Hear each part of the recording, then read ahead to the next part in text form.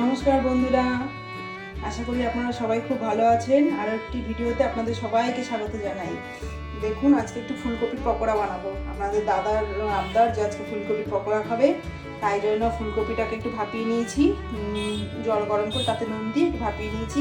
আর এই দেখুন বেসন, তার মধ্যে চালের গুঁড়ো দিয়েছি, কালো জিরে দিয়েছি, খাবার সোডা, একটু লঙ্কার গুঁড়ো, নুন সব দিয়ে ভালো করে মিশিয়ে নিয়ে এটাকে মেখে নেবো আমি। আর এখানে দেখুন তেলটাকে গরম বসিয়ে দিয়েছি। তো আর একটা টিপস দেবো আপনাদেরকে, আপনারা যদি ব্যাটারটা যদি একদম ফ্রিজে ঠান্ডা জল দিয়ে গোলেন, তাহলে কিন্তু খুব মুচমুচে হবে। ঠিক আছে, বড়াটা খেতে খুব টেস্টি হবে আর খুব মুচমুচে হবে।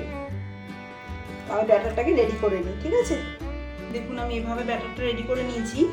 তো এবার আমি ফুলকপিগুলোকে এর মধ্যে ব্যাটারের মধ্যে ডুবিয়ে ডুবিয়ে আমি এক এক করে ভেজে নেব। এই দেখুন, এইভাবে ভালো করে ব্যাটারে ডুবাবো, ছেড়ে দেবো। ব্যাটারটা যেন একটু গাঢ় হয়, পাতলা হলে পরে তো ধরবে না ব্যাটারটা।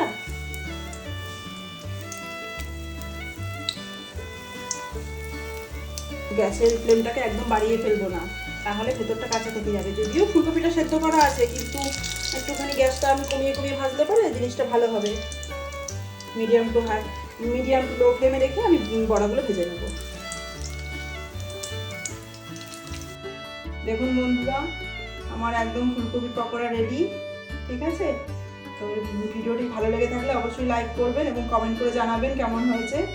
আর দেখা হচ্ছে আরও একটি নতুন ভিডিওতে।